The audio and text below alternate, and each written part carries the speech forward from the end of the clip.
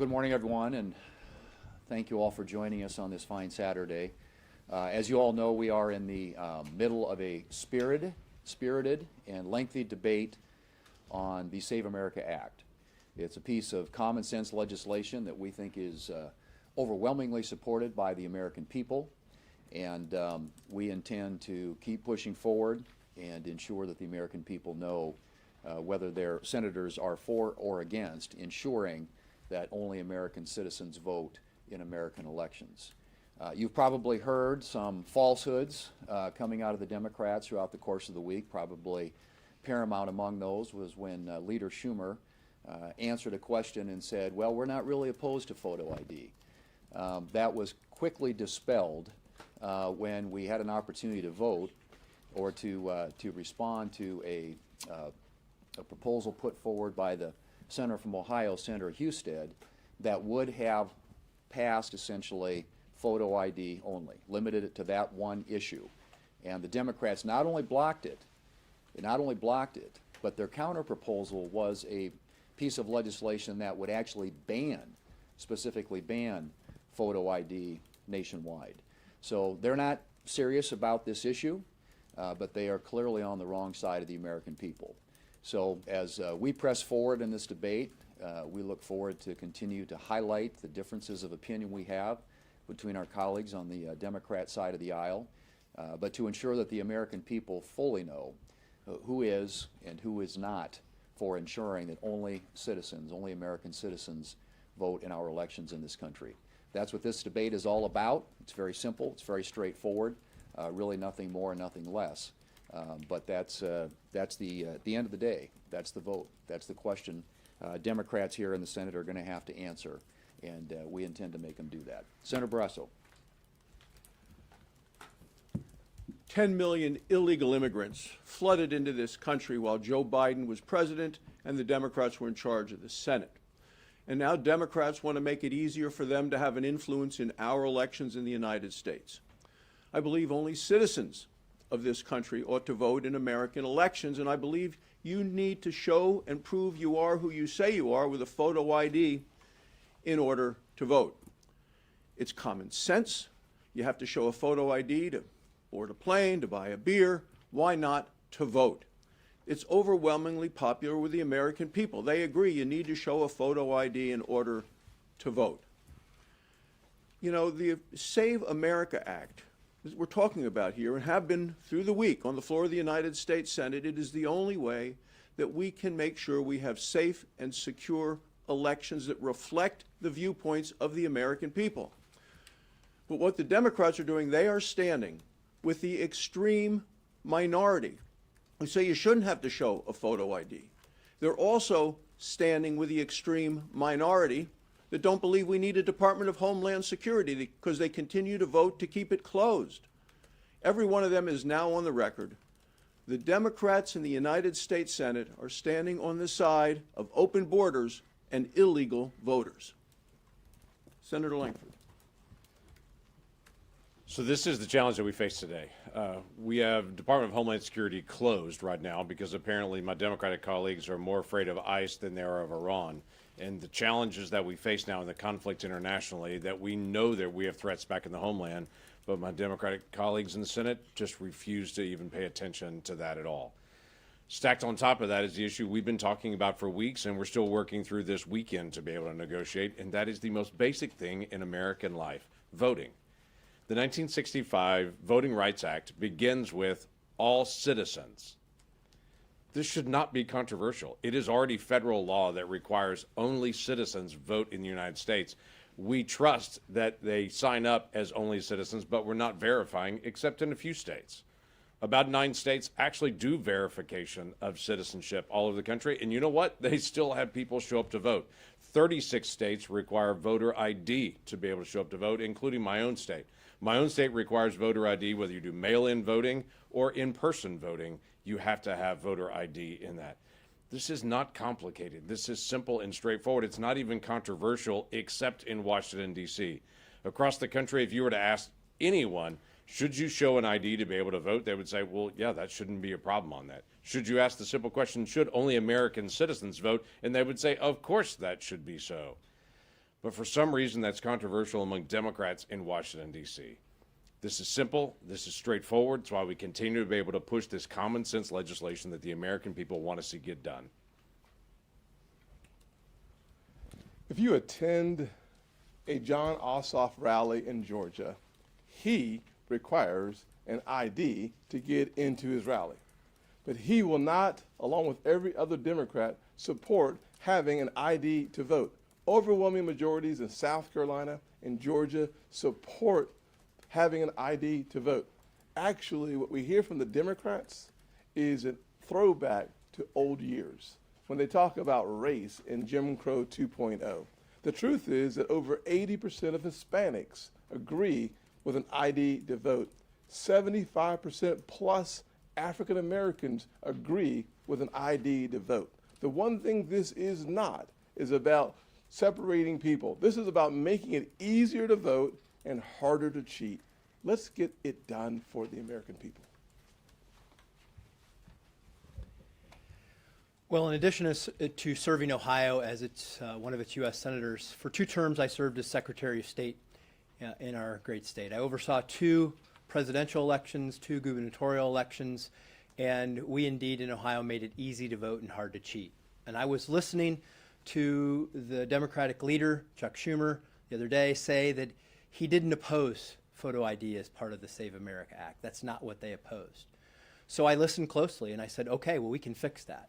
I offered the other night a clean photo ID bill that would allow 5 forms of identification, photo identification, to cast a ballot and to create a national standard that 36 other states already have that would say you could use a driver's license, a state ID, a military ID, a tribal ID, or a passport.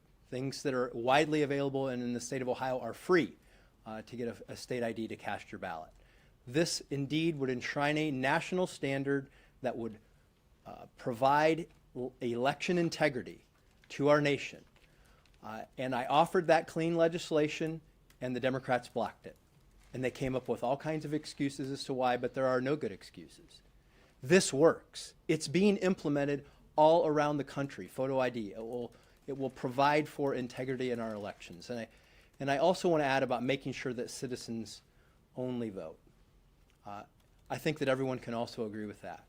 But understand, the way it works right now, many times there are millions of people who are in this country who are here legally, under TPS, under refugee status, with a visa or a green card, who also have the same information, a social security number, that would allow them to register to vote. And I can tell you from somebody who was from a swing state that you have groups of people all over this country who come in, descend, and try to sign up people through voter registration drives, and are often signing people up, maybe even without their recognition of it, that they're committing a crime by signing up people to vote who are not legally allowed to be in this country, or not legally allowed to vote in this country. And if you care about them, you wouldn't want that to happen, because immediately, as soon as they do it, they are committing a crime and jeopardizing their status to ever become a citizen or to stay in this nation. And so I ask my Democrat friends, I've been listening to you.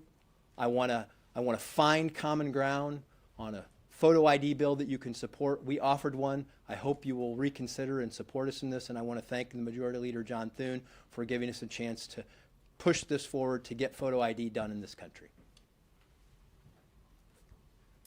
Well, as the 6th speaker, I don't want to be too repetitive, but I will be, because these are, everybody has spoken to the reasons why voter ID and proof of citizenship is a requirement in some states and should be all across the nation. But it goes back to one thing that I think most of the folks that we represent have a great respect for, and that's just basic common sense. Common sense and fairness.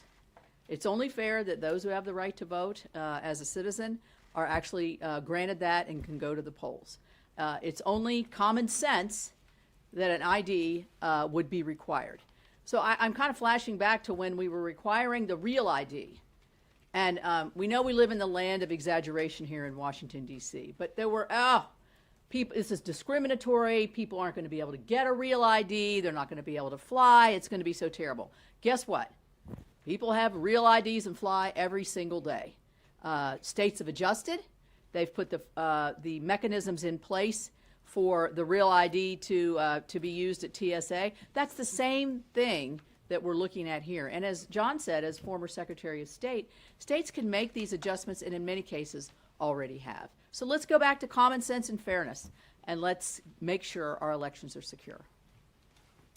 Questions? Leader Thune, good morning. Morning. We've been told repeatedly that you plan to terminate debate at some point. Why, considering the pressure of the president and the right, why would you eventually move to end debate on this if this is so important, especially to the president? Yeah, well, we haven't made any final decisions about how to conclude this, Do you Chad. want file closure at some point? Well, at some point, that's a possibility. But at the moment, what we are trying to do is ensure that we are having a fulsome debate on an issue that is overwhelmingly supported by the American people, and one that puts everybody on the record, one way or the other. And so today, obviously, we're going to have a vote later this afternoon on whether or not biological males ought to be able to vote or ought to be able to compete and play in women's sports. But then we will move to something that Senator Husted addressed, and that was the piece of legislation he tried to get brought up and passed on the floor and objected to by the Democrats the other night. And we will move to that, put that, every Democrat on the record. So the photo ID amendment will be the next amendment. And I think all these things in the Save America Act, as we've all said, are common sense. We think they're supported by overwhelming majority of Americans. And in many cases, as Senator Husted also pointed out, you had 36 states that have adopted photo ID laws. Why wouldn't we have a nationwide one? And to hear the Democrats, hear the leader of the Democrats say in response to a question, we're not opposed to photo ID, but then to block even getting it up and considering it, and furthermore to offer an alternative that bans and prohibits specifically photo ID, I think speaks to where they are. But they're all gonna have to cast that vote. So we're gonna continue to debate this, and at some point we'll decide after we have a sufficient number of votes and we have had the opportunity to have that fulsome debate on the floor, we'll decide what to do next. So. Two questions about specific pushback on the bill that include Senator Murkowski's first pushbacks. One is that it's effective immediately. The Real ID card, for example, was phased in ultimately over 20 years. So it's a lot of onus you're putting on states to move around very quickly. And then the other is about rural areas, and the question of there's some kind of murkiness, I think, in the way this is written as to whether people would have to travel for proof of citizenship specifically to bring their documents, and that might be a real burden on states like Alaska. Well, and I think you heard her talk, and that might be a question for Senator Husted to take too, as a former Secretary of State. But as the bill was being drafted, the attempt was to contemplate all the different scenarios that might play out in different states around the country, because states do have different laws and obviously have different geography. But I think in the end, the language that was agreed upon and adopted, I think addressed most of those concerns. And if there are other concerns out there, obviously there are conversations going on with Senator Murkowski. You mentioned Alaska. Alaska has some unique circumstances which we're trying to make sure are addressed. But there isn't any reason why any of those would get in the way of adopting a photo ID. I mean, you're talking about other issues with regard to registration. There's some questions about mail-in ballots. But when it comes to photo ID, that is a straightforward issue. And that ought to be an up and down vote that every Republican and Democrat in the United States Senate can cast that reflects an overwhelming majority of where their constituents are. And I don't know if anything you want to add to that, John? I would just say that 36 states already do photo ID, some form of identification. And I listened to what Senator Murkowski said the other night, and I believe that our straightforward bill on photo ID addresses her concerns that this can easily be implemented. So I know there are a lot of issues in the Save America Act, but this particular one focused on photo ID is something that can be easily implemented, which is already being implemented around the country. All right, a couple more. All this is to say that today we are seeing a vote on trans sports issues. So other than the president wanting this to be in the bill, why wedge this in here? And Senator Husted, if I can, you talked about TPS. How many on record have you ever come across that have been voting that are TPS recipients? How many examples Well, on the issue with respect to biological males competing in women's sports and transgender surgeries for minors, those are also issues that are overwhelmingly supported by the American people, and issues on which there is legislation up here, broad support among certainly our caucus on both of those issues, and so yeah, they're part of a package, a broader package of the Save America Act. And obviously we intend to trigger votes on those. But the specific issue we're addressing right now is photo ID. And that is one on which the Democrats have said, Senator Schumer himself, that we are not opposed to photo ID. Well, let's test that proposition. Let's actually have a vote on it and see where the Democrats are. Because like I said, I think everybody here in all of our states, this is something that's overwhelmingly supported by a majority of voters. And the fact that 36 states have already implemented, I think, reflects that. You want to touch that one? Yeah, I can just answer.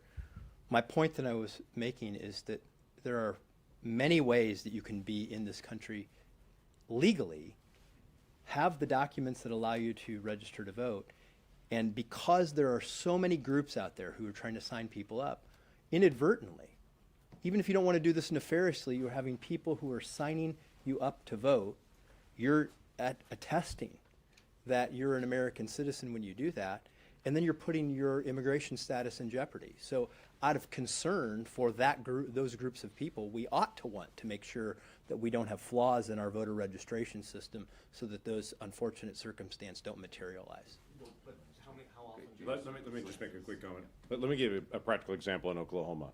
In Oklahoma, we passed a law a couple of years ago saying if you show up at jury duty and attest to the judge that, hey, I'm not eligible for jury duty because I'm not an American citizen. We passed a law several years ago saying as soon as somebody does that, we also go check your voter registration to see if you're registered to vote. The first time that we did that, there were 40 people that were identified before a judge that they had attested, I'm not here legally. We did the first blush. 40 people immediately had already been registered to vote. So we can't say what the total number is. I can't say those are TPS or not. But most certainly this happens. There's this belief that somehow this is not really happening for real. Even in my state, in Oklahoma, this is happening, and we found ways to be able to identify it and to be able to address it. This should be all citizens. That's what it should be. All right, last question. Last night, Collins and several Republicans again met with Democrats. They said they made an offer with legislative text. Have you heard back from Dems yet on them accepting the DHS proposal or counter offering? And further, do you expect that meeting to again convene tonight? I would hope that the discussions continue. I think the meeting last night was productive, and the offer was made and legislative language was submitted by the administration to open up the Department of Homeland Security with a lot of reforms that had been requested and asked for by Democrats. And at some point, the Democrats are going to have to take yes for an answer. I know they think this is politically good for them. It's not. It's not politically good for anybody to have literally tens of thousands and hundreds of thousands of people out of work and important functions of our government not being carried out on a daily basis, and functions that are important to our homeland security and our national security. So the opportunity to actually drive this to a conclusion is there. You have to have, obviously, to negotiate a deal, you got to have two sides at the table. The White House is there, Senate Republicans are there. The question is, are Senate Democrats going to take yes for an answer? And frankly, at some point it's going to become pretty clear to everybody that they really don't have any excuses. Frankly, it was shameful that they waited 18 days to even respond to a White House offer. And so the White House has been meticulously trying to do outreach, set up these meetings. They finally agreed to it a couple of days ago, which led to a follow-up meeting last night, and it should lead up to a follow-up meeting over this weekend. It's going to be very, very hard to explain if we leave town this next week without having funded the Department of Homeland Security. And at some point, the Democrats are going to be held accountable for this. I know they think it's, as has been described by one of their leaders, very serene with their position. Well, I'm telling you something, the people who are sitting in those lines at the airports right now don't see it as very serene. This needs to be resolved We need a result. We need a result that opens up the Department of Homeland Security, and that's going to require Democrats to at some point accept yes for an answer. Thank you all. Thanks, everybody. Thank you.